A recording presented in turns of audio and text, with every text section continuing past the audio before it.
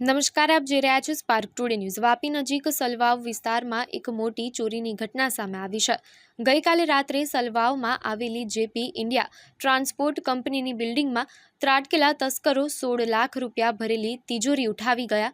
CCTV ફૂટેજમાં કેદ થયેલા દ્રશ્યો મુજબ મોઢે બુકાની બાંધેલા 3 શખ્સો ટ્રાન્સપોર્ટની બિલ્ડિંગના ટોપ ફ્લોર પરથી વોશરૂમની બારી મારફતે બિલ્ડિંગની અંદર પ્રવેશ્યા હતા।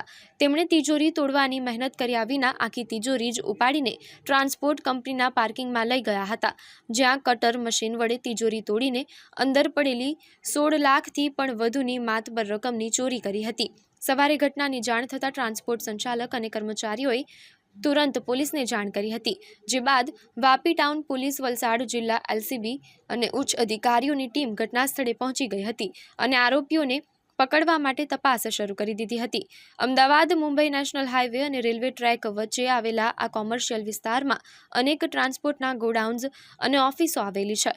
પોલીસ સીસીટીવી ફૂટેજના આધારે તપાસ કરી રહી છે, સાથે જ ઓફિસના કર્મચારીઓ અને કામદારોની પણ પૂછપરછ કરવામાં આવી રહી છે।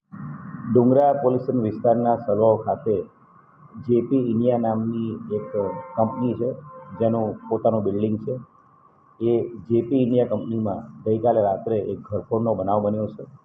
ગઈકાલે અમુક અજાણ્યા ઈસમોએ આવીને જે ટોપ ફ્લોર પરનું જે વોશરૂમ છે એના મારફતે એની એન્ટ્રી કરીને, બારીમાંથી ગ્રીલ વગરની જે બારી હતી એની એન્ટ્રી કરીને જે સેફ જે છે, કંપનીનો જે સેફ હતો એ સેફ છે એને ચોરી કરીને લઈ ગયેલા હતા। અને એ સેફ છે એને કંપનીના પાર્કિંગમાં એને કટરથી તોડીને એમાંથી 16 લાખ રૂપિયાની ચોરી કરેલી છે।